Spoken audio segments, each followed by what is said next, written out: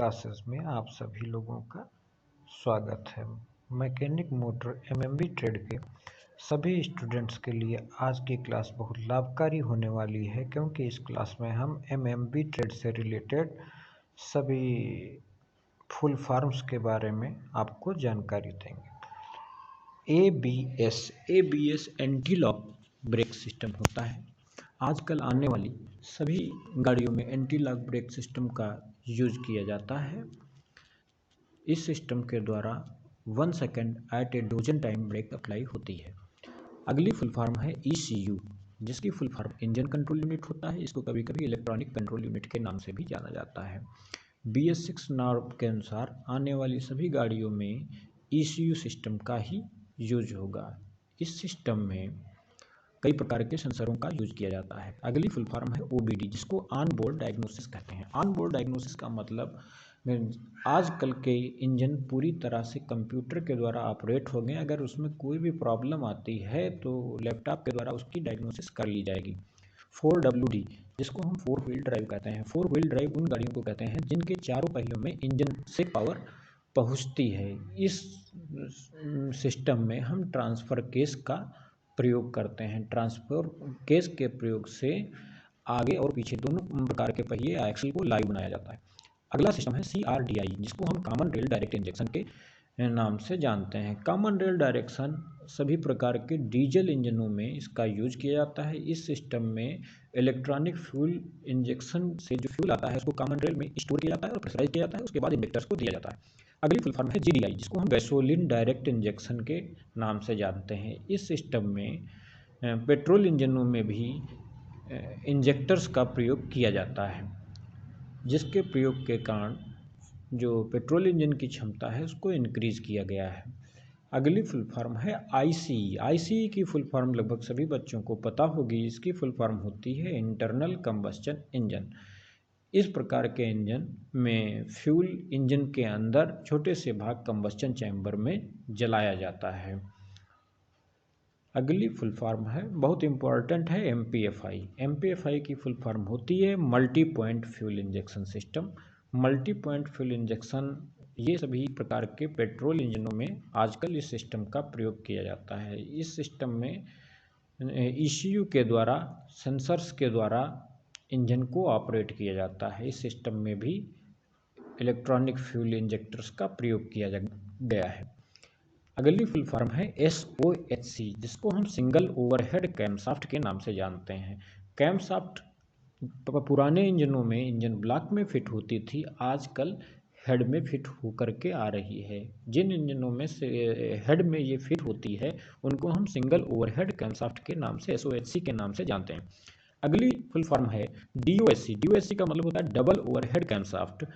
Double overhead camshaft का मतलब जिन इंजनों में सिलेंडर हेड में 2 कैमशाफ्ट का प्रयोग होगा उनको DOSC इंजन कहा जाएगा। इनटेक वालों के लिए अलग कैमशाफ्ट और एग्जॉस्ट वालों के लिए अलग कैमशाफ्ट। अगला फुल फॉर्म है VVTI सिस्टम, जिसको हम variable valve timing intelligence system के नाम से जानते हैं। कभी कभी कुछ गाड़ियों में इसका नाम VTVT के नाम से भी आता है। इस सिस्टम में इनटेक कैमशाफ्ट के ऊपर VVTI सिस्टम को लगाया जाता है। यह कंप्यूटर के द्वारा इनलेट वाल्व को एडवांस और रिटार्ड करता है, जिससे कि इंजन की एफिशिएंसी बढ़ती है। अगली फुल फॉर्म है LEV, जिसकी फुल फॉर्म होती है लो इमिशन व्हीकल। भारत सरकार के नॉर्म्स के अनुसार BS6 नॉर्म के अनुसार जो चलने वाले व्हीकल हैं वो LEV लो इमिशन व्हीकल ही होने चाहिए। अगली फुल फॉर्म है CDI का full form capacitor discharge ignition है। कैपेसिटर डिस्चार्ज इग्निशन में अधिकांशतः 2 व्हीलर में इसका प्रयोग होता है। जिनमें मैग्नेटो के कारण करंट बनाई जाती है उनमें CDI सिस्टम का यूज किया जाता है। अगली फुल फॉर्म है CC यह इंजन की क्षमता को बताता है, जिसकी फुल फॉर्म क्यूबिक कैपेसिटी होती है। अगली फुल फॉर्म है DTSI टेक्नोलॉजी। DTSI का फुल फॉर्म है digital twin spark ignition system. आजकल बजाज की गाड़ियों में DTSI टेक्नोलॉजी का बहुत प्रयोग किया जा रहा है। इस सिस्टम में एक सिलेंडर के लिए 2 स्पार्क प्लग दिए गए हैं ताकि ईंधन अच्छे से बर्न हो जाए।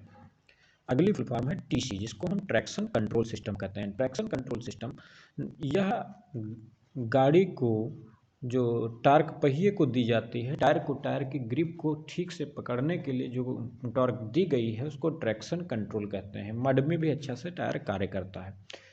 अगली फुल फॉर्म है ईजीआर, जिसको एग्जॉस्ट गैस रिसर्कुलेशन सिस्टम कहते हैं। एग्जॉस्ट गैस रिसर्कुलेशन सिस्टम सभी उन इंजनों में आता है जिनमें ये लगा होता है, उनमें एग्जॉस्ट में जो अनबर्न गैसें होती हैं उनको दोबारा से ले जा करके इनटेक मैनिफोल्ड के द्वारा जलाने के लिए ईजीआर सिस्टम का प्रयोग किया जाता है ताकि प्रदूषण कम हो।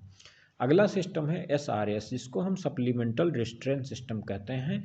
इस यह गाड़ी के सुरक्षा उपकरणों में आता है, एयरबैग्स वगैरह इसी के अंतर्गत आते हैं। अगली फुल फॉर्म है ईपीएस। ईपीएस की फुल फॉर्म होती है electronic power steering. Electronic power steering आजकल सभी गाड़ियों में आ रही है। इसमें इलेक्ट्रॉनिक पावर स्टीयरिंग होती है, इलेक्ट्रॉनिक मोटर लगा होता है, एक टार्क सेंसर लगा होता है, ड्राइवर ने कितनी टार्क से स्टीयरिंग को ऑपरेट किया उसके थ्रू ये कार्य करता है। ये पूरी तरह से इलेक्ट्रॉनिक होता है। इसमें जब बैटरी कमज़ोर पड़ जाती है तो अधिकांशतः ये कार्य करना बंद कर देता है। अगली फुल फॉर्म है एसईए, जिसको हम सोसाइटी ऑफ ऑटोमोटिव इंजीनियर्स के नाम से जानते हैं। सोसाइटी ऑफ ऑटोमोटिव इंजीनियर्स गाड़ी के सभी सुरक्षा मानकों को निर्धारित करती है। यहाँ तक कि जो इंजन ऑयल हम लोग खरीदते हैं उस पर भी लिखा होता है SEA90 या SEA40, जिसको हम कहते हैं सोसाइटी ऑफ इंजीनियर्स 40। अगली फुल फॉर्म है ADAS, advance driver assist system. इस सिस्टम के द्वारा जो हमारी गाड़ी है वो जीपीएस के द्वारा कंट्रोल होती है, ऑटोमेटिक ड्राइव कंडीशन में आती है। इसमें ऑटोमेटिक क्रूज़ कंट्रोल होता है जो गाड़ी को एक निश्चित स्पीड में चलाता है और एक गाड़ी से दूसरी गाड़ी के बीच डिस्टेंस कितनी होनी चाहिए ये भी रखता है। XUV अगली फुल फॉर्म है sport utility vehicle. Sport utility vehicle वो व्हीकल होती हैं जिनका ग्राउंड क्लियरेंस ज़्यादा होता है, जिनकी चेसिस लेडर फॉर्म में बनी होती है, जैसे ट्रकों की बनी होती है, काफ़ी मजबूत होती हैं, ऑन रोड और ऑफ रोड दोनों तरीके से ये व्हीकल अच्छी चल सकती हैं। MOV अगली फुल फॉर्म है multi utility vehicle. Multi utility vehicle sport utility vehicle से मिलती जुलती है, परंतु ये स्पोर्ट यूटिलिटी व्हीकल के बराबर मजबूत नहीं होती है। इसमें क्या है, इसमें उससे अपेक्षाकृत ग्राउंड क्लियरेंस कम होता है। अगली फुल फॉर्म है XUV, जिसको क्रॉस ओवर यूटिलिटी व्हीकल कहते हैं। क्रॉस ओवर यूटिलिटी व्हीकल और स्पोर्ट यूटिलिटी व्हीकल में अंतर, स्पोर्ट यूटिलिटी व्हीकल जो है लेडर फॉर्म में बनी होती है और XUV की जो चेसिस होती है उसको मोनोकॉक चेसिस के नाम से जानते हैं। आप सभी लोग इसका कई बार वीडियो का अध्ययन करें और फुल फॉर्मों को अच्छी तरीके से याद करें।